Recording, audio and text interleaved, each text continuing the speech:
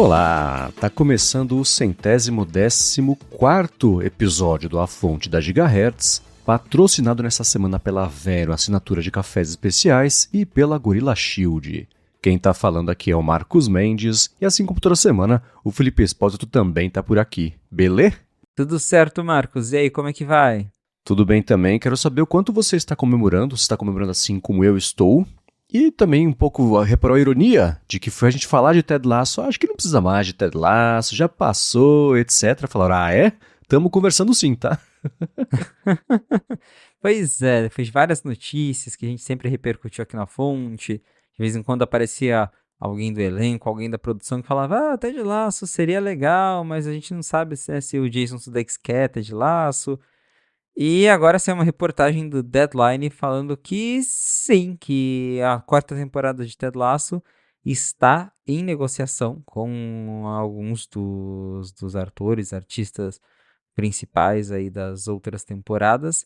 Então, parece que Ted Lasso vai voltar sim, né? Não tem uma previsão ainda de lançamento, mas segundo essa reportagem, tudo indica que Ted Lasso está sim, né? Uma quarta temporada de Ted Lasso está sendo produzida. Pois é, eu acho que ainda vale, né, mensurar as expectativas, porque é o seguinte, assinaram um contrato pra fazer a temporada se rolar. A Hannah Waddington, que fazia a Rebecca, né? O Roy Kent, né? Esse todo mundo vai lembrar facinho, né? O Brett Goldstein ganhou um monte de Emmy como Roy Kent. O Jeremy Swift também, né? Que fazia o Leslie, o assistente lá da Rebecca. E tem a parte estrutural da série, que parece que o Jason Sudeikis, que é o Ted Lasso, e o Brendan Hunt, que era o Coach Beard, e os dois faziam a produção das séries também, estão na negociação para confirmar. Também a mesma coisa com a Keely, né, a Juno Temple.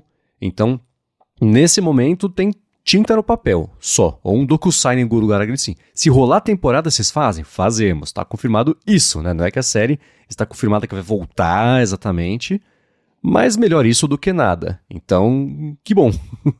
Pra quem é fã da série é um bom sinal, né? Quer dizer que realmente tá rolando uma movimentação para que Ted Lasso volte, que até então era só um comentário hoje, a gente até gostaria, mas não tem nada. Agora tem algo acontecendo. É, exatamente. E aí parece que quem tá confirmado que não vai fazer, na verdade, é o Phil Dunster, que é o Jamie Tart, porque ele tá fazendo uma série meio de suspense, de terror, de mistério, não sei, na Amazon. Então parece que ele não faria de qualquer jeito, né? Mas tá começando a encaminhar. O que eu achei curioso foi que muito do que a gente viu de notícia sobre vai ser interessante se voltar, fiquem de olho, hein? Pessoal, tem coisa que vai chegar aí. Foi o cara que fazia o Nate, né? Que ele tweetou várias vezes, o Nick Mohammed, né? A gente falou mais sobre ele aqui quando falava de Ted Lasso voltar, etc. Ele me parece que não foi nem citado, né? Não tá nem citado na matéria do Deadline. Então vai saber, né? O Nick Mohammed faz uma série que acho que é uma comédia de espião, sei lá, com um cara que fazia o Ross em Friends. Então, às vezes também ele tá meio amarrado, mas tá aí. A notícia é boa, há uma sobrevida pra Ted Lasso. Vai ser interessante acompanhar o que vai ser e também o que vai ser de história, que eles amarraram tão bem o final, eu achei pelo menos, né? Tem que inventar uma história nova pra contar uma história nova agora, sei lá. Teria que inventar uma história nova, não sei. Até porque nós já tínhamos cogitado um spin-off, então quem sabe eles sigam para esse lado, porque a reportagem diz, né, que o Jason Sudeikis deve participar dessa nova temporada se rolar, mas talvez seja uma participação breve, ele só apareça ali em alguns episódios e aí a série segue sem ele. Vai saber, né? Pois é, mas nesse momento então tá assinado o contrato que se rolar a série eles participam. E a matéria fala que justamente o Jason Sudeikis, o Brendan Hunt, que é o Ted Lasso e o coach, e a Juno Temple estão com um contrato anterior já que tinha assinado pra isso, vencido, e que eles vão atrás agora pra tentar assinar também. Mas é isso aí, o link vai estar na descrição pra quem quiser saber mais. E ótima notícia, fiquei contente.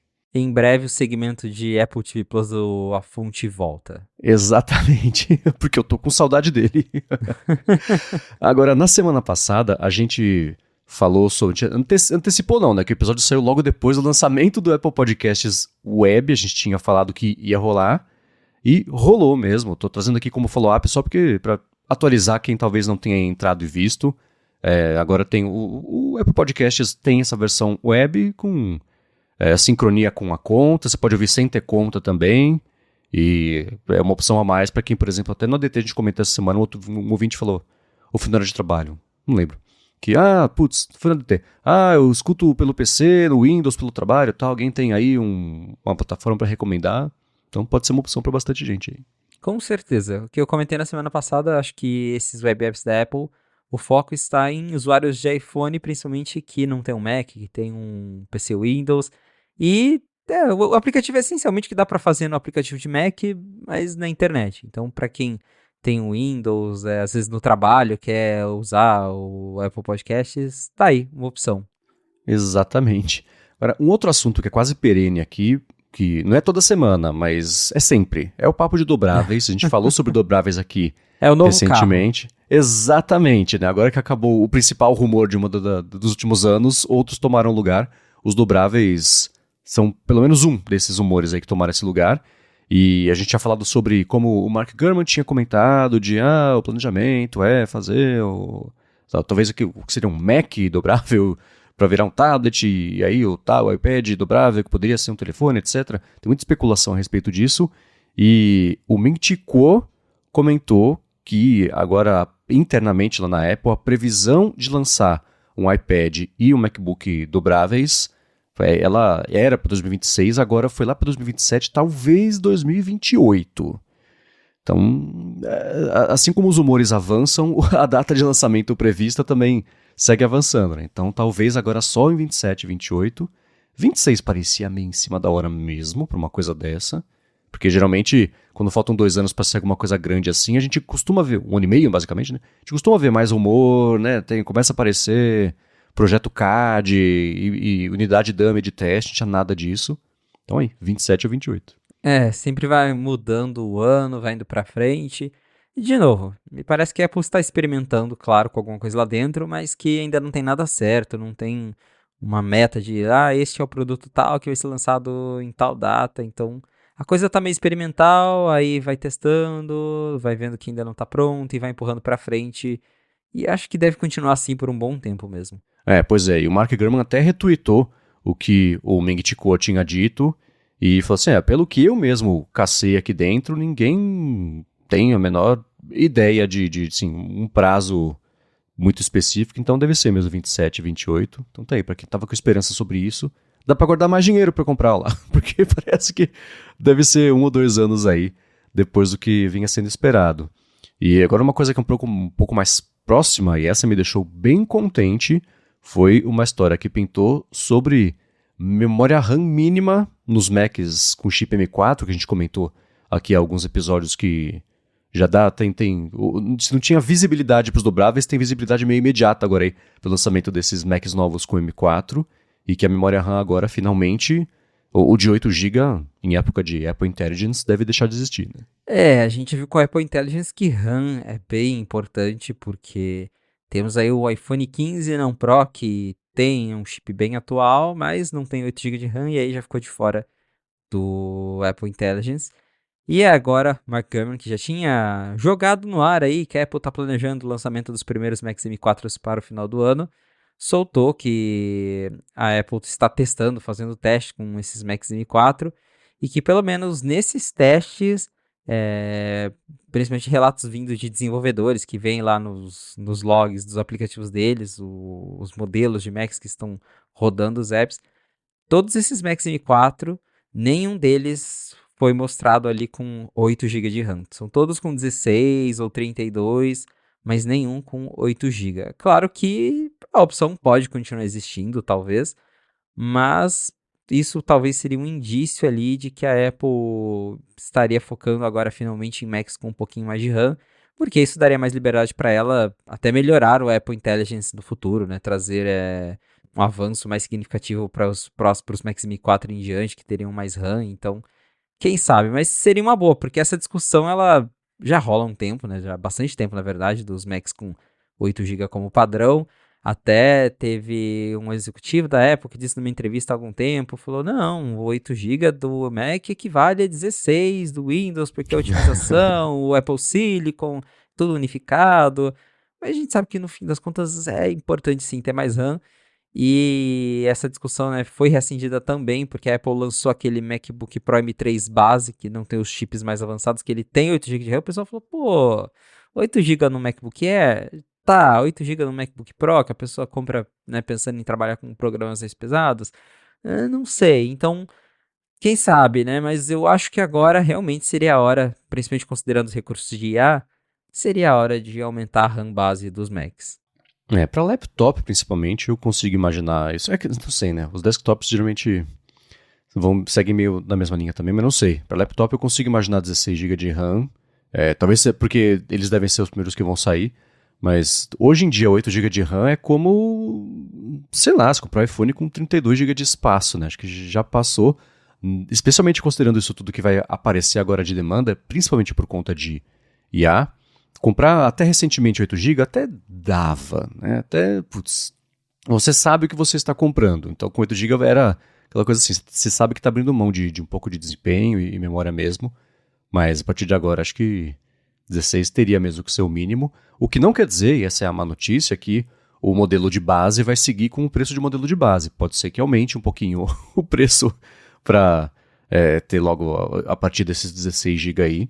Mas da parte técnica, eu acho que finalmente 8 GB vai tarde, né? Já passou da época de você vender isso e dizer que está vendendo um ótimo dispositivo. Acho que ficava meio no meio do caminho. Então, que bom. Com certeza, já passou da hora. Pois é. Agora falando até sobre Apple Intelligence, semana passada, abraço Adorno, a gente comentou sobre como os outros LLMs são atualizados com mais frequência, porque não está tão atrelado a lançamento de sistema, né, são coisas mais independentes, etc. E o Ramo falou, né, vale lembrar que esses modelos da Apple eles já podem ser atualizados independente aí do sistema, eles são baixados separadamente quando você habilita o Apple Intelligence. Eles poderiam até anunciar updates do modelo, isso de forma separada do sistema, mas provavelmente não, porque modelo não é o produto, né? Mas tá aí, daria se a Apple quisesse, aliás, espero, vai dar quando a Apple quiser, melhor assim, né? Vamos jogar pro universo, que ela atualize o Apple Intelligence sem precisar de uma atualização do iOS, coisa assim, são coisas separadas, e que bom, né? O modelo realmente ele é baixado separado. Quando você ativa o Apple Intelligence a primeira vez, aí aparece lá que está transferindo o modelo, demora um tempinho. Então, acredito eu que ela consiga melhorar o modelo sem precisar lançar um update do iOS. Mas, claro, né, os novos recursos em si que usam esse modelo ainda estão presos ao update do iOS. Sim, recurso é diferente, mas o fato de ele poder ter isso. E também, agora falando específico sobre português, saiu esses dias, enfim, um esquema aí do Safari e o Rambo deu uma fuçadinha, achou num arquivo lá de configurações para sites específicos e aqui para o Brasil, para português, enfim, já tinha do Globo.com. Ele falou, isso não é Apple Intelligence específico, pode tá relacionado e pode ser só que um brasileiro que está fazendo, ajudando aí a desenvolver isso lá na Apple, testou e colocou o Globo.com para ver, etc. Mas existe agora não só a previsão, mas na prática mesmo, no código ali pelo menos, um resquício de suporte que isso daria para português, o que é sempre bom, né? Tem muito brasileiro lá na Apple. É muito curioso isso, porque tem uma galera brasileira trabalhando lá dentro nas coisas. E a gente espera que eles, né, ajudem, motivem o pessoal a trazer os recursos mais cedo para cá. Mas esse do Globo.com eu tinha visto mesmo. E é bem curioso, né? Um arquivo interno lá de configurações para a parte de Apple Intelligence do Safari e tá lá, Globo.com, o site no qual eles testaram isso. Então, com certeza tem um brasileiro trabalhando por trás disso. Pois é. Um abraço para você, se você estiver escutando. Abraço brasileiro.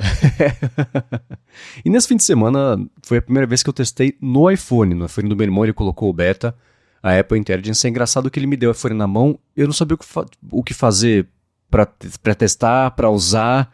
Aí fez sentido que todo mundo sempre fala sobre assim, tá, mas as pessoas vão ter como... Eu falei, tá, o que tem mesmo? Como é que eu uso mesmo? Onde que tá mesmo? Eu não sabia onde ir, né? Aí eu falei, putz, pega um e-mail aí. No e-mail eu tinha a habilidade de ver um resuminho do que é, e não só um e-mail, mas uma troca de e-mails, o que é interessante, né? Então, sei lá, um fio que tem 3 ou 4 pessoas trocando 5 ou 6 e-mails, vai ter um resumo das informações principais ali. Não vi o de notificações, mas eu vejo também... coisas que vão parecer proativas, isso, claro, será mais útil porque o negócio vai entregar o benefício sem que a pessoa que está usando ali tenha que ir atrás, né? Mas foi muito curioso isso.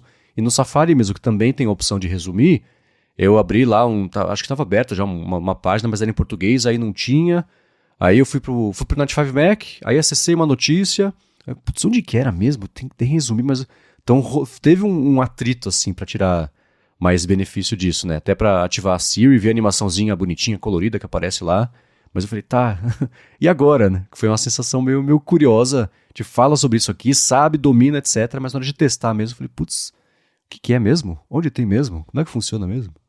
Até porque sei lá, eu quando saiu o beta, o pessoal tava curioso pra ver aquela coisa dos emojis, do aplicativo de gerar imagem, e nada disso tem, né? Então a parte de texto já é um pouquinho mais escondida, os resumos, como você falou, tem que entrar no e-mail, pra resumir artigo do Safari, você tem que habilitar aquele modo reader, né? O modo leitura do Safari, daí aparece o botão de resumir, então essas partes elas acabam ficando mais escondidas ali, bem específicas, então nesse momento o que tem de Apple Intelligence está mais escondido. Uma coisa que eu até comentei já, que eu gostei muito de Apple Intelligence, foi a parte de melhorias na busca de fotos. Isso eu posso confirmar que está muito mais natural, está muito melhor. Você consegue pesquisar detalhes desde roupa que a pessoa estava usando, até detalhes da cena, e o Fotos consegue encontrar até mesmo dentro de vídeos. Então isso eu curti muito, tá muito mais fácil de encontrar os resultados dentro do app. E a Apple diz que isso está baseado nos modelos de linguagem do Apple Intelligence. Boa, isso eu nem lembrei de testar. Que curioso. Mas um que foi legal também foi o seguinte, né? As opções de assistência de escrita, eu fui numa matéria do 95 Mac sobre o Apple Vision Pro, copiei 1 ou 2 parágrafos, joguei no Notas e comecei a testar, né? Resume, etc, tal. E tinha uma opção lá, que eu não lembrava, não tinha visto nos prints, que era de você transformar numa tabela. Eu falei, nossa, como é que ele vai transformar uma matéria do Vision Pro numa tabela? Aí ele inventou categorias do tipo recepção, mista, impressões positiva, não sei o que lá, ruim. Ele interpretou algumas informações daquele 1 ou 2 parágrafos que eu tinha colocado ali para criar uma tabela com categorias que ele inventou. A informação, a categorização estava certa, mas foi interessante ver. Sei lá, que nem a gente na escola ter que fazer uma redação e inventar um monte de coisa, mas que faça sentido. Mas... Então foi assim, parecia o Vision Pro fazendo isso. O Vision Pro não. O Apple Intelligence fazendo isso. E outra que eu achei interessante também era aquilo de resumir um texto ou expandir, deixar mais formal, deixar mais informal, né? Então fazer aquilo eu resumo, depois expando o texto para ver como ele fica próximo ou distante do texto original, né? Tendo o mesmo tamanho, enfim.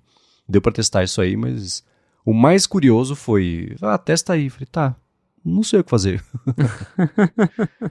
Mas, aliás, não, mas tá aí não, né? Agora a gente até comentou semana passada sobre quando que deve rolar o evento, a gente fez umas especulações a respeito disso. Tivemos informações que vieram nos últimos dias, vindas lá do Mark Gurman, e também um ouvinte anônimo mandou uma informação bem interessante aqui pra gente, eu vou ler pra vocês, mas antes eu vou tirar um minuto do episódio para agradecer a Vero, a assinatura de cafés especiais, que está patrocinando mais esse episódio aqui do A Fonte e segue oferecendo um monte de presente para quem assinar o plano anual em vero.café.afonte. A Vero procura por pequenos produtores de cafés especiais por todo o Brasil e manda esses cafés sempre com uma surpresinha, um mimo ali que vai bem com o café do mês. Então chocolate, pão de mel, paçoquinha, coisa assim, né? Na Vero você escolhe o tipo e quantidade de café que você quer receber. Então 1, 2, 3 saquinhos, quantos gramas você quiser.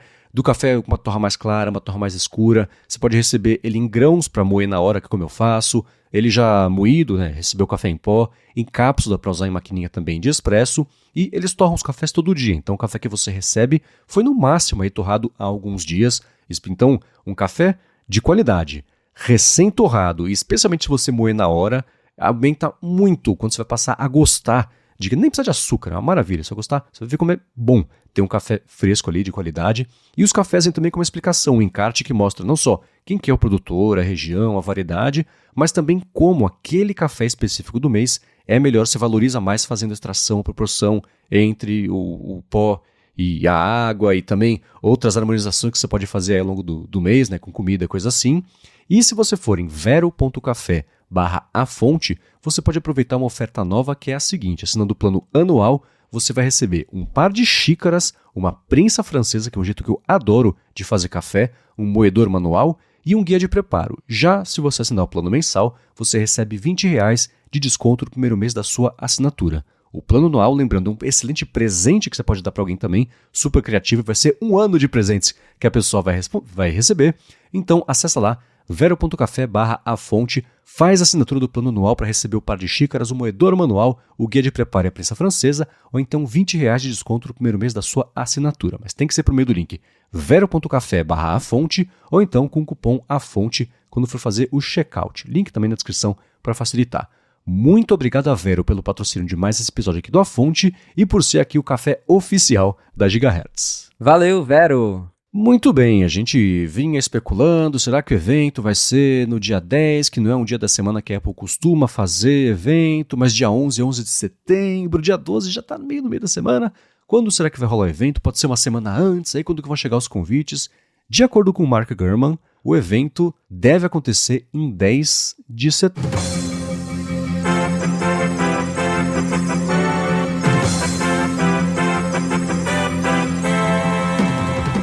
Bom, não tem Adorno, abraço Adorno, mas tem plantão.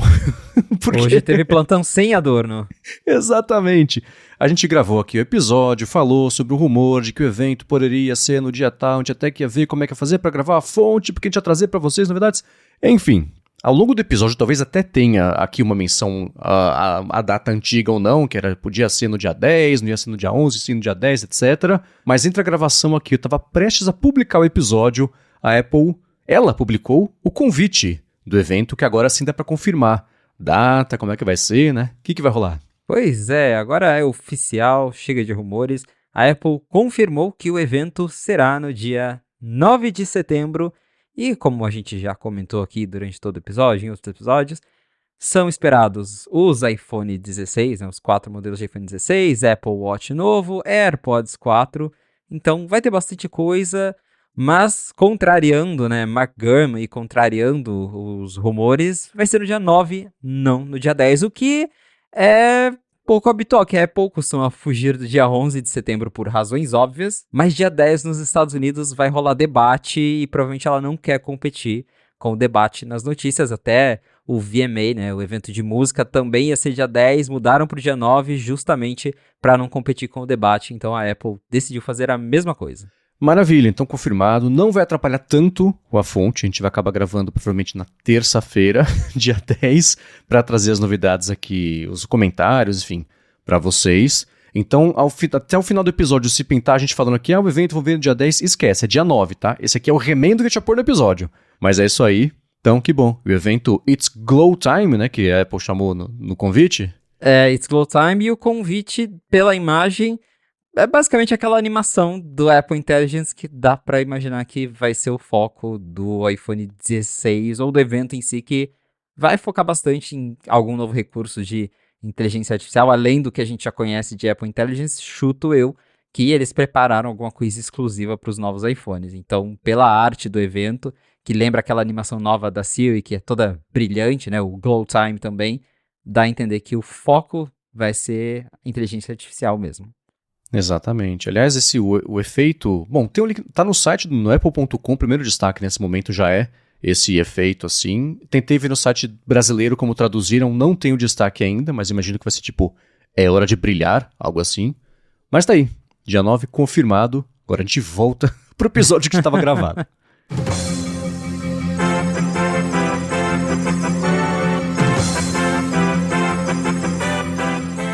Ele falou 2 vezes já isso semana passada e depois de novo no e-mail dele, então acho que ele tem bastante certeza de que é isso que vai rolar, né? Isso, ele falou mais uma vez, já havia falado antes, mas reforçou novamente nesse fim de semana.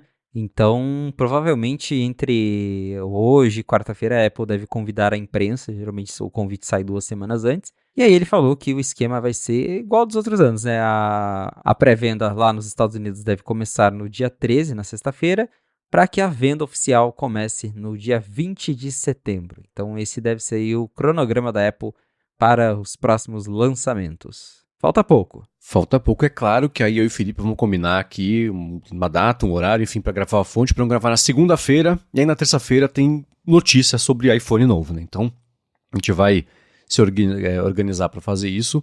E, enfim, né, não deve ser só de iPhone, o Apple Watch Série 10 também, né?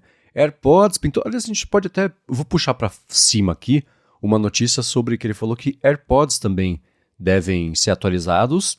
Saiu a atualização do firmware de AirPods existentes também, né? E pintou lá no site, na 95Mac, a matéria falando sobre como os AirPods Max 2 devem aí chegar em breve. Então já deve ter nesse evento, é isso? Olha, AirPods Max especificamente, faz um tempo já que até o próprio Gurman fala, né, que a Apple tá fazendo AirPods Max 2 com novas cores. A Apple vai atualizar AirPods Max com USB-C. Mas eu não sei se exatamente nesse evento, né? Porque AirPods Max está um tanto esquecido pela Apple. Mas o que está bem certo, que o próprio Gurman já falou várias vezes, é que a gente deve ter uma atualização dos modelos de entrada dos AirPods, que até comentamos em outro episódio da Fonte, que seria um modelo que vai substituir os AirPods 2, e a Apple teria um outro modelo que substituiria os AirPods 3, e esse modelo do meio, ele teria cancelamento de ruído pela primeira vez, que hoje é algo exclusivo da linha Pro. Então, dá para esperar novidades para os AirPods para esse evento, mas eu chuto que o Max ainda vai ficar para depois. Eu diria que agora o foco está nos AirPods menorzinhos, mas claro, a Apple pode aproveitar e falar atualização para todos os AirPods e muda tudo de uma vez, né? Vai saber. Até porque assim, eu chuto que a atualização do Max não vai ser tão significativa. Provavelmente eles vão trocar as cores, colocar o USB-C e vai ficar meio do jeito que já é mesmo. Mas vamos ver. Porém, tem altas chances de termos alguma novidade de AirPods já nesse evento do dia 10, sim. A gente até falou semana passada sobre os AirPods normais, os pequenininhos, mas com essa matéria do 95Mac eu fiquei pensando, será que os Max também poderiam sair? Eu não sei se da parte de... Vamos planejar o orçamento dos clientes da Apple, né? Você lançar iPhone novo, que você quer que seja o foco de vendas, os AirPods Max são caros, né? Mesmo nos Estados Unidos, né?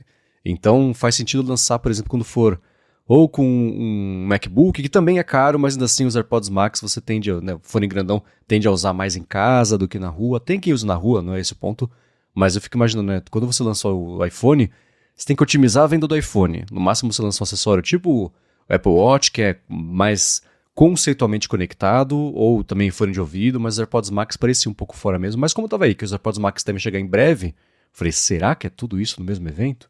Então, se eu fosse apostar, com base no que você falou, eu apostaria, é mais garantido apostar em AirPods normais mesmo, e não no Max agora aí, para daqui a 2 semanas. Exato. E fica aquela curiosidade, né, sobre quando que os novos iPhones chegam aqui no Brasil, porque no ano passado foi bem rápido, foi na semana seguinte, foi um recorde, e é até curioso, porque a Apple não tinha confirmado a data, e ela confirmou assim, numa quarta-feira, que sexta-feira ia começar a pré-venda aqui no Brasil.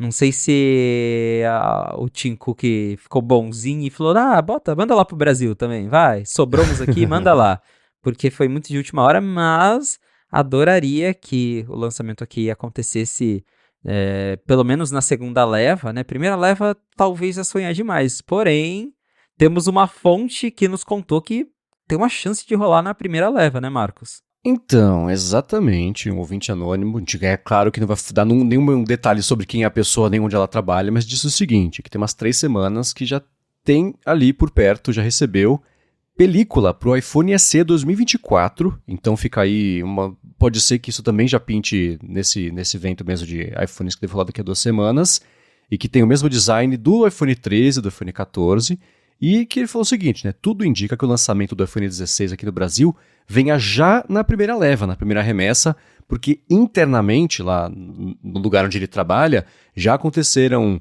reuniões e as informações já chegaram, o que geralmente acontece quando está na hora de lançar o iPhone, mas quando é na hora de anunciar, enfim, no lançamento do iPhone, mas quando é no Brasil isso acontece um pouco depois. Já está acontecendo agora. Então, assim, onde tem fumaça tem fogo, e a gente, por ter antecipado algumas reuniões e eventos internos aqui que acontecem em preparação para o lançamento do iPhone, já está dando como certo de que o iPhone aqui no Brasil vai estar logo na primeira remessa, o que veio uma tendência nos últimos anos, mas é inédito e muito bacana se realmente isso acontecer, né? Eu não duvido porque, novamente, ano passado já foi muito rápido, então lançou nos Estados Unidos e no dia que estava começando as vendas lá, abriu a pré-venda no Brasil para a semana seguinte estar disponível aqui. Então foi bem rápido, nunca tinha acontecido isso. Geralmente era ali em torno de um mês, né? Lançava em setembro, aí em outubro chegava aqui no Brasil, mas na semana seguinte foi realmente um recorde. E eu lembro de uma matéria esse ano falando que a Coreia do Sul provavelmente entraria ali na primeira leva de países esse ano, que também é um país que nunca estava na primeira, geralmente na segunda, mas nunca na primeira.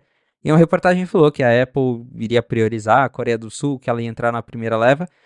Então, ao meu ver, parece que a Apple está tentando otimizar mais o lançamento para trazer para mais países de uma vez só ou em menos tempo. Até porque isso é algo que o Gurman falou na última coluna dele.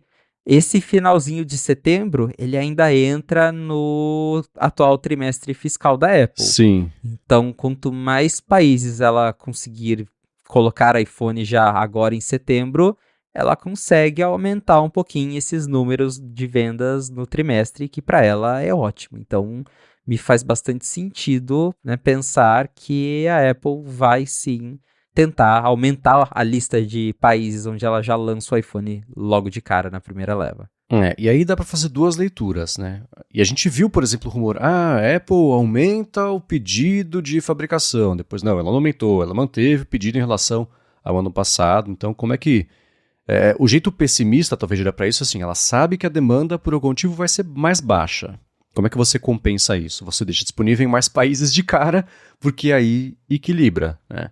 O que eu tinha visto, o que saiu de notícia, de rumor, é que a Apple está otimista em relação ao lançamento dos iPhones novos, que o foco, claro, vai ser em Apple Intelligence.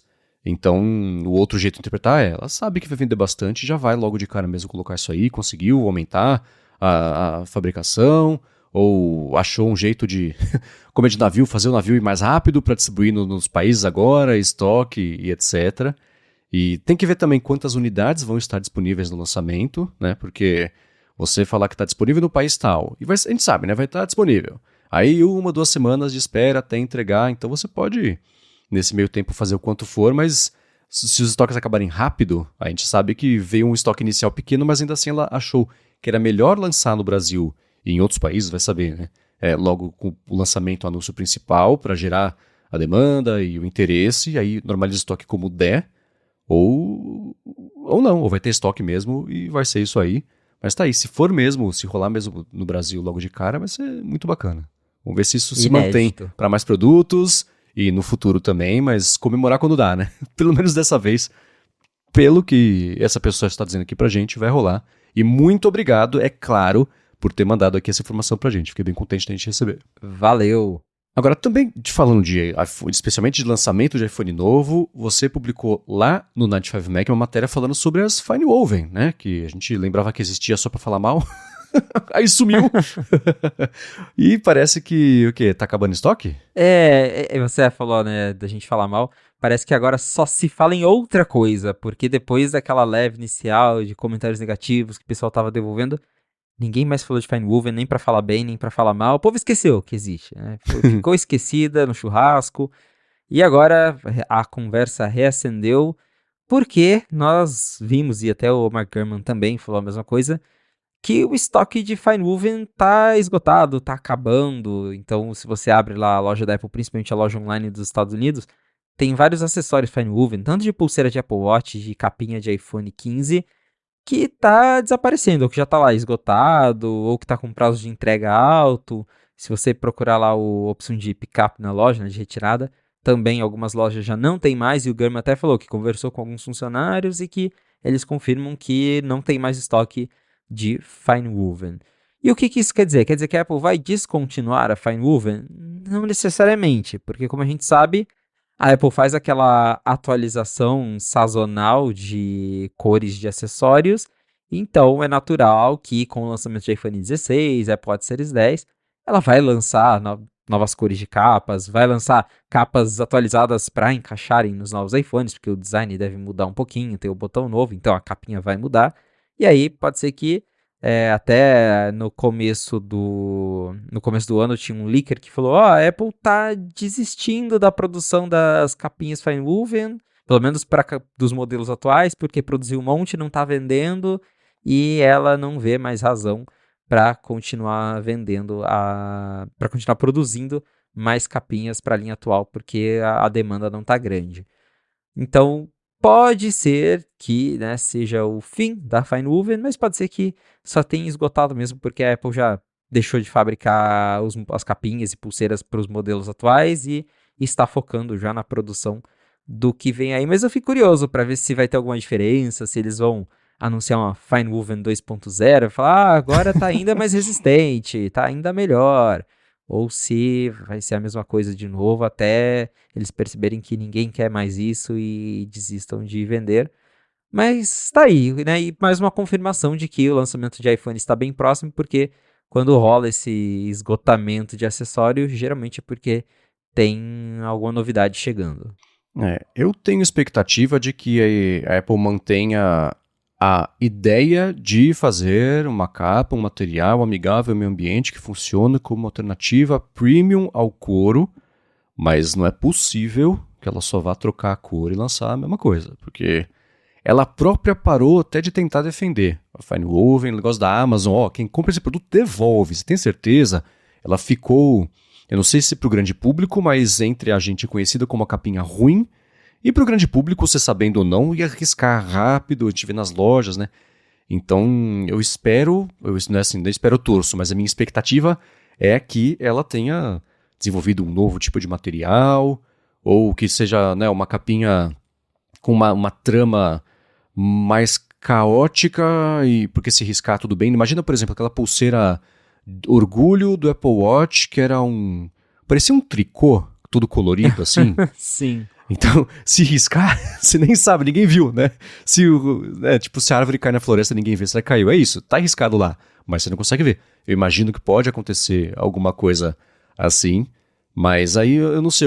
Aí depende do black que ela der pra falar que isso é premium, né? Se ela falar muitas vezes, as pessoas podem acreditar. Mas a minha expectativa é que tenha algo diferente, porque não entra na minha cabeça a ideia, primeiro, de que isso segue a venda, em segundo lugar, de que ela só, agora tem laranja, comprem. Não, né? Pelo amor de Deus. Até porque no começo do ano, né, de novo, a Apple faz aquelas atualizações sazonais e teve uma atualização lá quando ela lançou novos iPads no começo do ano. Ela também trocou as pulseiras de Apple Watch, atualizou as capinhas de iPhone com novas cores, só que ela só fez isso para os modelos de silicone. As Fine-Woven continuaram intocadas. Então, aquilo ali talvez já fosse um indício de que ela já nem estava mais produzindo novas capinhas Fine-Woven e que só estava vendendo o mesmo que foi produzido e que ninguém estava querendo, basicamente. Pois é. Mas tá aí. É uma das coisas que falta pouco pra gente descobrir. Mas digam pra gente. Aliás, pra quem comprou a Fine Woven, lá no começo, comenta com a gente se você. E especialmente sim, eu comprei e é assim mesmo e não tem problema. Quero saber esse tipo de opinião, né? Aquela que é menos representada quando a gente fala sobre isso. Então conta pra gente a sua experiência. Eu fico sempre curioso pra saber. Agora, uma coisa também associada, de certa forma, ao evento. Pintaram duas coisas. A primeira diz respeito ao macOS Sequoia, que parece que pela primeira vez em, sei lá, muitos anos, talvez para sempre, eu não sei, ele deve ser lançado junto com o iOS 18, agora em setembro, e não como geralmente acontece, primeiro sai o iOS 18 junto com o iPhone, etc, etc, e dá um mês, 2 meses, né? Teve caso que demorou bastante. Aí sim, saía o macOS Sequoia. Vai ser tudo junto dessa vez? Essa reportagem veio lá do MacRumors e, segundo fontes deles, a Apple pretende lançar o macOS Sequoia, nova versão do macOS, junto com o iOS 18 já em setembro. Eles não dizem, né, exatamente o motivo, mas parece que a ideia é fazer com que o Mac sempre tem recursos que funcionam bem ali com o iPhone, que sincronizam alguma coisa. E nesse ano tem dois recursos muito importantes, que é o iPhone Mirroring, que é aquele recurso para você espelhar a tela do iPhone no Mac, conseguir controlar o iPhone a partir do Mac. Então, acredito que isso vai dar um bom marketing para a Apple, já até falar no evento de iPhone, mostrar como é bonito, como é legal, como funciona bem. E também o novo app de senhas, que você consegue, né, gerenciar ali suas senhas entre iPhone, Mac, iPad. Então parece que a Apple já queria lançar logo tudo de uma vez para fazer essa divulgação de que tudo funciona perfeitamente bem. Mas no fundo eu até acredito que tem essa possibilidade, porque tirando o iPhone Mirroring e o app de senhas, não mudou nada no macOS Sequoia. Porque o Apple Intelligence também vai vir no Sequoia 15.1, que vai ser lançado sabe-se lá quando. E aí, até por causa disso, acho bem provável que a versão inicial, que pelos meus testes aqui já está funcionando muito bem, já seja lançado para todo mundo agora, e aí o foco depois, né, Apple Intelligence lá para outubro, que até casaria com um possível evento de Macs em outubro, M4, Apple Intelligence, então acredito sim que faz sentido que esse ano a nova versão do macOS já apareça em setembro mesmo. Tá aí, bem. Isso eu fiquei muito feliz, porque, como eu disse várias vezes, não tive coragem de instalar o beta no Mac, no Mac, né? Quer dizer, o beta do Mac no Mac. Vocês entenderam, né? Porque se bugar era ruim pra todo mundo, né? Porque não ia ter gigahertz, ia atrapalhar com as coisas da Lura também, então não passei nem perto, mas tô coçando muito a mão, porque ao contrário do iPhone, né? Que eu não saberia, eu mexi sem. Aqui o dia inteiro produzindo texto, então isso já estaria de cara ali, né, integrado ao sistema, uma maravilha. Então, fiquei muito feliz com isso. Eu vou fazer o que eu sempre faço. Saiu, vou ficar bem de olho, deixar o pessoal instalar, ver se não bugou. Se não bugar, aí sim, eu instalo no meu. Agora, uma outra coisa também sobre betas, que eu acho que essa foi o Gurman que trouxe, foi que esse último beta do iOS 18 que saiu é o último beta. É a versão final antes do lançamento. Também faz sentido por conta dessas datas que a gente está vendo, né? Mas que para quem tá no beta do iOS 18, é isso aí. Se o seu bug favorito foi corrigido, ótimo. Se não, torce para ser nas próximas versões, que essa versão do 18.0, que seria, já tá fechada, carimbada, e é isso aí. Saiu um beta na semana passada, o beta 7, e o Garmin falou que possivelmente é o último beta, o que faz sentido, porque a gente já falou aqui no Afundi também, a Apple costuma empacotar tudo para mandar lá para a China, para as fábricas, para já mandar a versão final nos iPhones novos, ali por volta de meados de agosto mesmo. Então, antes do fim de agosto, o iOS novo já tem que estar pronto para ser instalado nos iPhones que vão ser mandados aí assim que os novos iPhones forem lançados. Então, faz bastante sentido. Até pode rolar um beta novo para talvez corrigir algum bug muito crítico, mas essencialmente a versão final já está pronta, já está nas mãos dos chineses que vão instalar nos iPhones a serem enviados daqui 2 semanas. Então a versão inicial já foi empacotada.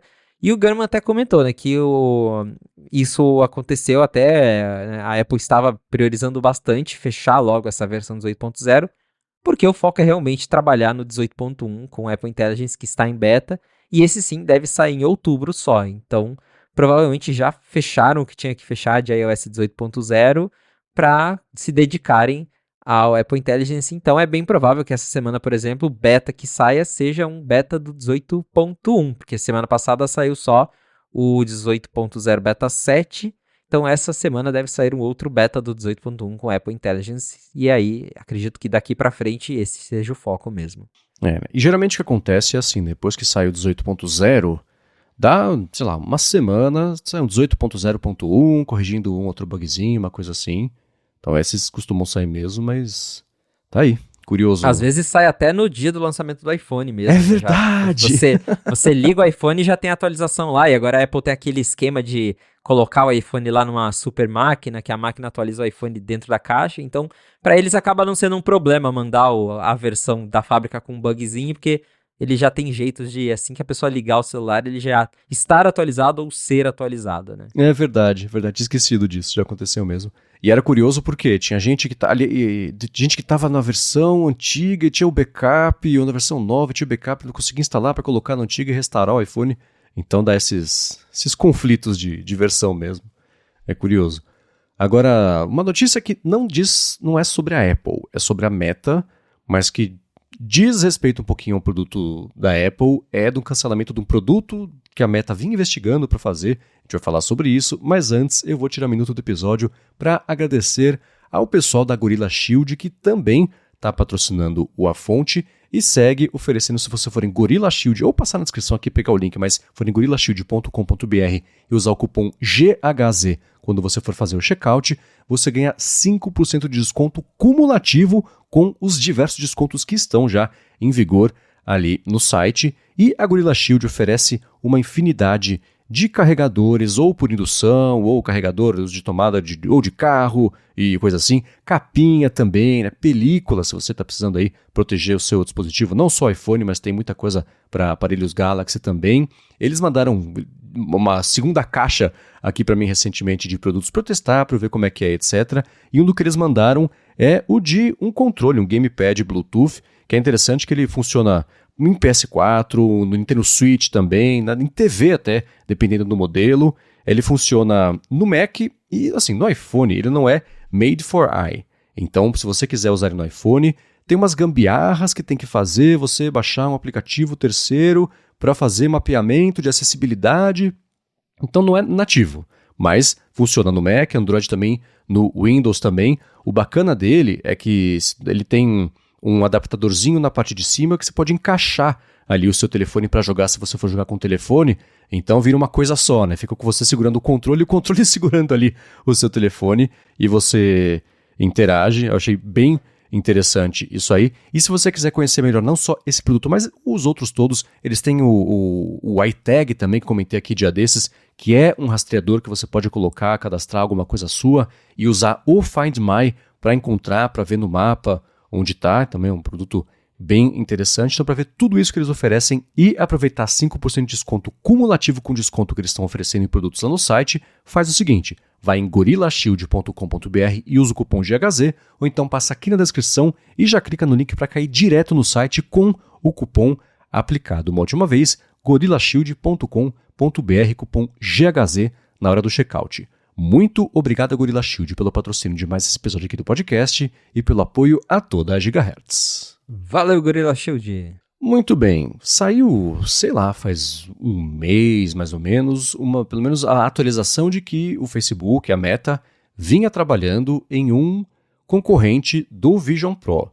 A Meta tem uma linha até extensa de produtos imersivos, eles compraram a Quest há uns anos e eles têm lá o Meta Quest, lançaram uma versão atualizada não faz muito tempo. Eles tinham diferentes categorias também de produtos, eles até cancelaram uma delas para focar em outra e ter um pouco mais de foco e direção aí, e eles iam, paralelo a isso, investigando um produto, um dispositivo que ia concorrer com o Vision Pro, que ia ser mais parrudo, com tecnologias mais novas e mais tecnologias que facilitassem ali a imersão. Ia ser, é claro, mais caro também, mas, segundo o pessoal do The Information, a Meta cancelou esse projeto porque, por conta do preço que eles vão ter que cobrar, não ia vender bem.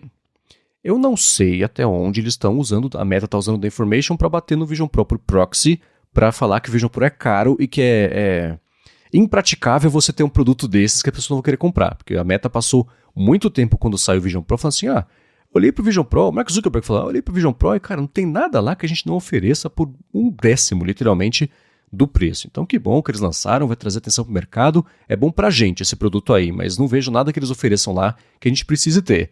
E, em paralelo a isso, eles investigaram e concluíram que de fato, não tem que lançar. E uma coisa que eu comentei até internamente com o pessoal do Mac Magazine, assim, o maior, sei lá, prova de que essa categoria, ela é meio... não sei, meio de nicho e talvez não venda muito, é que a Samsung não tem um desses para vender. A Samsung não copiou o Vision Pro, então tem motivo, né? Mas a Meta ter cancelado também um concorrente desses pode indicar que ela, pelo menos, com o que ela tem ali, ela está feliz e se convenceu de que oferecer uma coisa muito mais cara não vai trazer muito mais retorno, né? Isso sou eu especulando a motivação dela, mas o que eles concluíram é que é caro demais para vender bem. E o Vision Pro, por bem ou por mal, vai seguir sozinho nessa categoria de produtos, né? Porque a Apple que já é conhecida por conseguir ainda empurrar umas coisas que são bem caras. E se a Apple não conseguiu empurrar o Vision Pro, não acho que será a Meta que vai fazer isso. Então, e ele já tem o MetaQuest ali, que custa menos e que o pessoal também é um negócio de nicho, mas menos nicho que o Vision Pro. Mas lá nos Estados Unidos, principalmente, quando estive lá, vi que bastante gente até o compra para brincar, tem em casa, porque, né, ele é mais barato, tem joguinhos, então o pessoal até gosta bastante, assim, para entretenimento. Então, o que eles iam ganhar lançando uma versão que também custa $3.000 e que sendo que ele já tem um mais baratinho que, pra quem só quer brincar, pra quem só quer um joguinho, meio que já faz a mesma coisa. A gente sabe que tem toda a questão de tecnologia, telas com alta resolução, que é o que o Vision Pro tenta oferecer, mas aos olhos de muita gente, a pessoa só quer um negócio para ver um vídeo, um joguinho, e aí nesse caso o mais barato acaba funcionando. Então faz sentido ver que a Meta até considerou, né, lançar um competidor mesmo de fato do Vision Pro, mas e o que o Mark Zuckerberg disse antes faz sentido, que a Apple lançou o Vision Pro, movimentou o mercado, que gerou um buzz, gerou interesse. Aí a pessoa vai lá, pô, o Vision Pro 3.500, né? Ah, vou comprar um Meta mesmo, que não é tão bom, mas é baratinho e dá pra brincar. Então, acredito sim que eles tenham sido beneficiados com isso. Eu mesmo, esses dias, vi que o MetaQuest não está disponível oficialmente aqui no Brasil, mas eu vi uma loja aqui dessas de importação vendendo, uma loja física, e eu fui olhar e falei, nossa, olha só, né? O pessoal tá trazendo porque talvez tem gente curiosa para brincar com esse tipo de coisa. Então, pra mim, acho que do jeito que tá hoje, né, vendo aqui do meu ponto de vista, faz sentido a Meta focar mesmo nesses modelos que não custam US$ 3.000 e que pra eles já tá vendendo melhor do que o Vision Pro, Uhum. acredito eu. E pelo que eles comentaram, a principal dificuldade era manter o preço baixo ou chegar no preço baixo usando displays de ultra alta qualidade. Então esse parece ser o componente mais caro e a gente né, isso é um problema que o tempo vai resolver. Daqui a X anos isso vai estar custando 1/10 do preço e aí talvez você consiga ter dispositivos avançados por um preço um pouco menos absurdo, um pouco menos caro. Mas nesse momento, o microLED, o display de ultra resolução microLED, é o que impossibilitou o produto ser barato. E aí eu fico pensando, e a gente já falou sobre isso algumas vezes aqui, não só sobre o Vision Pro, mas sobre tudo que diz respeito à Apple, na verdade, do quanto é o benefício que o usuário percebe quando ele compra você ter, no caso do Vision Pro, esse micro OLED de ultra alta resolução versus uma segunda categoria de displays que seriam quase tão bons quanto, custando muito menos, e a pessoa aí é a diferença dela comprar ou não, né?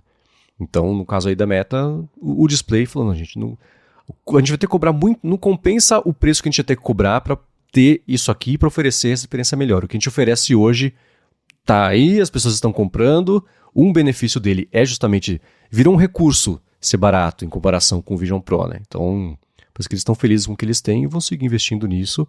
E conforme o tempo for barateando os componentes, aí eles podem ir melhorando o hardware sem mexer tanto, pelo menos aí no preço. Né? Exatamente. Enquanto a Apple, né, rumores que só final do ano que vem, que deve ter um Vision não Pro, que também não vai ser tão mais barato assim, a gente sabe disso. Né? E o último é sobre essa do Facebook, eles começaram em novembro a fazer esse headset, e o planejamento deles era lançar em 2027. Então também tinha um prazo bem elástico aí para eles conseguirem fazer a tecnologia em escala. Mas tá aí, né? Acho que isso diz respeito ao mercado. A Meta cancelar um projeto desses que com vários players, vários, né? A Meta e um outro, mas e a Apple agora também. Mesmo existindo o produto, o mercado, o interesse por ele não cresceu. Então, boa notícia não é, né? O que é uma pena para quem é legal, a tecnologia é bacana, né? Tudo sobre o Vision Pro sempre pareceu muito interessante, mas não quer chegar no tamanho do iPhone, mas se o mercado atual disponível e disposto não sustenta a categoria, aí vira um problema, né? É, com certeza. Bem, e uma coisa também que pintou sobre... Tinha saído uma notícia há alguns dias de que um vice-presidente da App Store ia embora da empresa agora, não sei se ia se aposentar ou se ia passar mais tempo com a família, aproveitar as oportunidades, não sei. Fato é que um cara chamado Matt Fisher, que foi vice-presidente da App Store desde 2010, tá indo embora, né? Ele estava ali, a saída do Fisher foi anunciada pelo Phil Schiller, que é o Apple Fellow, que ele ainda comanda, ele era vice-presidente de marketing da Apple e comanda hoje, mesmo que de forma extraoficial e bastidores, mas mantém ali na palma da mão dele tudo sobre a App Store, mas o vice-presidente da App Store mesmo, desde 2010, está saindo. E junto disso vai rolar uma espécie de reestruturação da App Store, que foi o que me intrigou bastante. E a Europa e outras situações regulatórias têm a ver com essa reestruturação. Quer falar um pouquinho sobre isso? Exatamente isso que você falou. Essa reestruturação está baseada bem no que está rolando lá na Europa e no que também deve rolar em outros países. A gente sabe, já falamos que a Europa é o primeiro que implementou, mas o Japão já aprovou uma lei de antitrust similar, então em algum momento a Apple deve apresentar mudanças similares para a App Store lá no Japão. E essa mudança, né, com a saída do Fisher, o Phil Schiller, que é o Apple Fellow que ainda comanda a App Store, ele vai dividir o comando da loja em dois. Então, basicamente, terá uma equipe para cuidar da App Store em si, do jeito que ela é hoje, e terá uma segunda equipe para cuidar da distribuição de aplicativos por fora da App Store. Então, dos App Marketplaces, para cuidar da questão ali de regulamentação de aplicativos, né? Agora a Apple tá, não sei, a gente vai comentar disso, sobre ainda mais mudanças para a União Europeia em relação ao controle de quais apps são os apps padrões do sistema, quais você pode destinar para fazer tal tarefa por padrão, isso será expandido em breve. E agora, como um reflexo disso, o time da App Store vai ficar dividido. Vai ter o time da App Store em si, que vai cuidar da App Store da Apple, do jeitinho que ela é hoje, com as comissões que ela tem no resto do mundo, e um time focado em gerenciar aí essas regulamentações, principalmente lá na União Europeia, para ficar responsável pela parte de distribuição alternativa de aplicativos. Quando vi essa notícia, eu achei curioso porque a Apple, a estrutura da Apple não é, você não tem, sei lá, a divisão de Bluetooth de iPhone, você tem divisão de Bluetooth. E isso é integrado aos diferentes produtos e categorias lá dentro, etc. Então, eu não consegui pensar em uma outra área da Apple em que exista esse tipo de separação mesmo para basicamente fazer a mesma coisa, né? Então vai ser bem interessante observar como é que vai ser isso. Pode ser um jeito dela, sei lá, quando pintar coisa regulatória, mandar essa divisão. Essa divisão tem uma pessoa responsável, etc. A App Store, nossa, é uma outra coisa. Não são coisas diferentes, né? Pode ser um jeito dela de forçar isso, é que nem, sei lá, CEOs de empresas, o Jeff Bezos da Amazon, falou, cara, quer saber, fica me chamando pra ir depor em congresso americano, eu vou sair aqui do cargo de CEO e botar o Andy Jassy aqui, e beleza, né? O Fischer falou assim, não fala comigo não, fala com ele aqui, esse cara aqui é responsável pela loja nova, tá? Não tem nada a ver com isso, eu tô cuidando de outra coisa, né? Então não sei, é interessante, eu acho que vai ser muito mais pra segurar problemas de bastidores do que na prática coisas voltadas para usuários mesmo.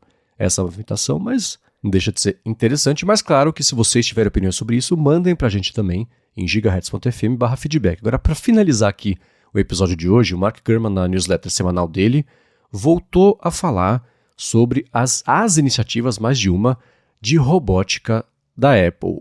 Desde que saíram os robôs da Boston Dynamics, aquele Atlas, o cachorrinho também que eu esqueci o nome, e isso eles passaram a ficar bons. No caso da Boston Dynamics, sei lá, é mais voltado para o exército, né, coisas assim, mas uma dos desmembramentos ou das versões que poderiam ser isso, eu escutei tanto o CEO da Boston Dynamics falando, quanto também CEOs de empresas de IA generativa, comentando que você poderia ter robôs domésticos com os quais você poderia interagir como se fosse falando com o ChatGPT e ele até responder para você conversar mesmo ali com o robô em casa, e eles terem pequenas tarefas, como se foi um deles, um exemplo que é sempre dado em situações assim, o Mark Gurman deu também, foi o seguinte, o robô que ajudaria a botar a louça na máquina de lavar louça depois da janta, desfazer a mesa e colocar. Então, robôs de tarefas domésticas específicas, esse é um dos, pelo que o Gurman falou, um dos planos que a Apple vem investigando para... E além ali de ser a empresa que vende iPhones, iPads e Macs, né, porque esse crescimento, de acordo com a própria Apple e com ele, é uma coisa que a gente vê atingindo um certo platô. E de um jeito mais prático, ele tinha falado recentemente sobre ter um iPad com um braço móvel que segurasse o iPad ali para virar para lá e para cá. E, por exemplo, se você está na cozinha fazendo uma reunião... Cara, quem que faz reunião cozinhando, né? Mas tudo bem. É o único exemplo que conseguem pensar e trazer aqui é esse. Então são duas iniciativas de robótica, uma com coisas um pouco mais práticas e possíveis de existir hoje em dia, e um deles, o principal, parece ser mesmo esse braço com um iPad colado aí na ponta para virar para lá e para cá, e outra de mais longo prazo, que o próprio programa fala assim, que poderia ser robô que é para fazer. Tem muita especulação nessa semana nessa newsletter dele, mas ainda assim é informada e baseada no com que ele vem conversando com as fontes dele sobre para onde que a Apple está olhando para encontrar uma nova fonte, nova de faturamento que possa crescer muito em comparação com tudo que ela tem hoje, que dá muito dinheiro, mas já está maduro. E isso, estrategicamente para longo prazo, pode ser algum tipo de problema. Na minha opinião, o Gurman falar que iPad que gira em cima de uma base para acompanhar a pessoa, acho mais de robô é meio forçado, Sim. porque a Amazon já tem isso, né? Você tem lá o Amazon Echo que ele tem o alto-falante, uma telona e a tela fica girando para te seguir. Então, ele falar que isso é robótica, eu acho bem forçado. E, como você falou, esses outros exemplos que ele dá, se você, por exemplo, a Apple acredita que pode resolver alguns problemas, como alcançar um device que está longe para você, né? Enfim, em várias situações, isso me parece bem distante e também especulação. Então, de tudo isso que ele falou, o que realmente me parece certo é realmente esse iPad, eu não sei se vai ser um iPad, se vai ser um HomePod, se vai ser um produto com um nome novo, mas que tem a base de um HomePod com uma tela grande parecida com a de um iPad. Mas esse produto ele provavelmente vai ser parecido com o que a Amazon já tem. Uma tela com uma câmera, sei lá, você bota na ilha da cozinha e conforme você vai andando, aquela tela ela gira 360 graus, vai te seguindo. Se eu não me engano, da Amazon faz isso. Você chama por voz e ele já olha, né, aponta a tela para onde você está, para você já ver o conteúdo. Então, acho que o que a Apple está focando nesse momento é esse produto que sempre tem algum vazamento. Já falamos aqui na fonte também de que a Apple está testando o tvOS em tela de iPad. Então, deve rolar aí esse produto. Mas agora, essa parte de robótica mesmo, braço mecânico, algo mais avançado, me parece especulação de algo que ele ouviu que pode ser. Isso realmente me parece que está bem longe. Assim, da parte técnica, chamar isso de robô até que tá certo, porque é o braço, mas não é um robô, não é? E lendo a matéria dele, eu fiquei pensando na Rose dos Jetsons, e ele fala, isso aqui tá longe ainda de ser uma coisa tipo Jetsons, né? Ele fala que seria para resolver o first world problems, tipo, meu Deus, meu Mac tá no quarto, eu tô na sala, o que eu faço agora? Pede pro Mac vir sozinho, né? São ideias, sei lá, tá meio distante isso. E a própria Amazon, além desse dispositivo que ela tem que vira pra lá e pra cá, o Facebook também tinha, acho que o Meta Portal que tinha uma parte mecânica, a câmera eu acho era mecânica, e a Apple fez o Stage Manager que resolve a mesma coisa, só que só com software, né? A câmera tem um ângulo mais aberto e o software faz o crop ali. Então foi o jeito que ela trouxe para resolver. E de robozinho mesmo, a Amazon tem um que chama Astro. Também tem uma relação aí com Jetsons, né? E ela tinha o de segurança também, que era o Astro for Business. Esse durou menos de, sei lá, 6 meses. Ela lançou, ninguém quis, ela cancelou. E o Astro doméstico era um tipo... Pensa num aspirador com carrinho de aspirador, só que com o iPad colado em cima. E no iPad aparecem olhos e você, né, ele tem ali, exibe tipo emoções, etc. E era assim, pega, sei lá, na cozinha e traz. É isso, esse tipo de exemplo. E ele anda atrás de você e filma você e vai pela casa. Então são situações de uso ali que em 1980, e de novo nos Jetsons, parecia que era muito legal. Hoje em dia é que nem, cara, realidade virtual é isso, né? Hoje em dia que a gente tem acesso a isso, a gente fala, sabe que não? Sabe que tudo bem eu levantar e buscar um negócio e voltar aqui de novo pro sofá? Tudo bem. Então, não sei. Eu entendo essa necessidade que a Apple sente de buscar uma tecnologia nova, uma área nova, e que, como essa parte de robótica doméstica ainda é muito incipiente, se ela chegar primeiro não que já tem. Isso ele fala também, não, a Apple está atrasada com isso, o Google tem, a Meta tem, a Amazon tem. Tá atrasada mesmo? Os outros têm e ninguém nem sabe que existe, ninguém nem quer, tipo o Vision Pro, né? Então, eu não sei, essa parte, a palavra que ela tá atrasada ali, acho que conceitualmente não faz sentido. Mas faz sentido ali atrás de novas fontes com muito potencial de crescimento, de faturamento. Como essa parte de robótica agora, que está começando a ser mais dominada e barateada, com tecnologias que dê para você usar em casa, seja a parte de segurança, de coisas conectadas, seja isso de LLMs e o robô tá equipado que a parte do LLM não é só ele falar, é ele entender em processamento de linguagem natural, na evolução nova disso, que é justamente o lance de LLMs, né? Então, essa é a parte mais poderosa, mais do que você ficar batendo papo, trocando ideia com o robozinho ali na sala de casa, né? Então, é interessante e isso assim, seria surpresa se a Apple não estivesse investigando isso. Eu sempre falo sobre rumores assim, é um argumento que eu faço, mas não sei, eu ainda tô para ser convencido de por que ela precisa de mais categorias de produto para crescer. Tipo se, sei lá, fabricante de carro tivesse que começar a fazer forno, porque cozinha é uma área nova para ela que pode ter crescimento. Então, eu não sei, os produtos eles tá maduro por um motivo. As pessoas querem, as pessoas têm, as pessoas usam, elas compram. Não sei, fico curioso porque eu gosto de tecnologia, para ver o que a Apple faria com um robô doméstico. Mas necessidade para que as coisas que são bem estabelecidas hoje para a Apple deixarem de ser uma ameaça existencial, porque da noite pro dia as pessoas vão parar de comprar? Sei lá, eu ainda tô para ser convencido do porquê disso. Mas que ia ser legal ver pelo menos qual que ia ser a visão da Apple para isso, com até o trocadilho de Vision Pro que a gente viu e ninguém quis. Isso eu fico curioso, claro.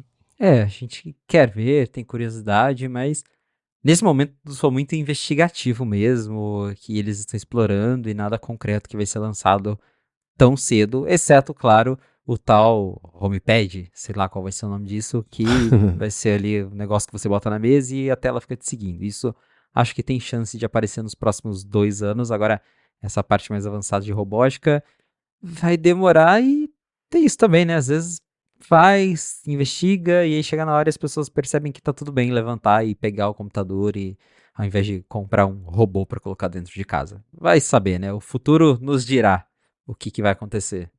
Então, né? E eu entendo eles, o projeto do carro foi cancelado. Olha para tudo o que a gente desenvolveu e vê como que a gente consegue usar isso em outras coisas, categorias. Então, tudo bem, né? Para não ser um desperdício total de dinheiro. Então, a coisa de robótica doméstica é uma evolução natural até de algumas tecnologias que tenham falhado ali no carro, começar por o robôzinho usar autuadores, também rodinhas até para se locomover. Mas tem que achar ainda um motivo para existir, senão acaba caindo no mesmo problema do Vision Pro, né? Bom, para achar os links do que a gente comentou aqui ao longo do episódio, você pode ir em gigahertz.fm/afonte/114 ou dar mais piada nas notas aqui do episódio. Eu quero agradecer, é claro, a Vero Assinatura de Cafés Especiais e Gorilla Shield pelo patrocínio do episódio de hoje, a vocês que ajudam o A Fonte a chegar cada vez mais longe, ou mandando feedbacks pra gente, ou recomendando pra alguém que você conhece, que você acha que pode passar a curtir o podcast, ou mandando, não só feedback, sugerindo pautas, mandando informações. Obrigado mais uma vez a você, ouvinte anônimo, que mandou a informação. Ou então também pode ser deixando o joinha, as estrelinhas, corações, enfim, recomendando o podcast. E a você também, Felipe, por semana após semana, ajudar a gente a entender o que tá rolando lá em Cupertino. Valeu, Marcos, e obrigado, audiência, por ter ficado com a gente até o final de mais um episódio do A Fonte. Se você quiser me encontrar nas redes sociais pra gente bater um papo, é só me procurar no @felipe.exposito, lá no Instagram e no Threads. Boa, para falar comigo, MVC Mendes, nessas redes eu apresento por aqui o Área de Trabalho e Área de Transferência. Apresento para a Alura agora é o IA Sob Controle, que sai 2 vezes por semana com entrevistas e notícias sobre inteligência artificial. E escrevo todo sábado para o Mac Magazine, no último fim de semana, sobre o recurso Reimagine de IA de imagens do Google. Mostra por que é tão difícil regular o uso de IA. Vai ter o link na descrição, se vocês quiserem comentar, ajudar a deixar os comentários mais produtivos. É sempre bacana, eu tô por lá também comentando. O link tá na descrição para essa matéria. Obrigado mais uma vez pela audiência de vocês e a gente volta na segunda que vem. Um abraço e até a próxima.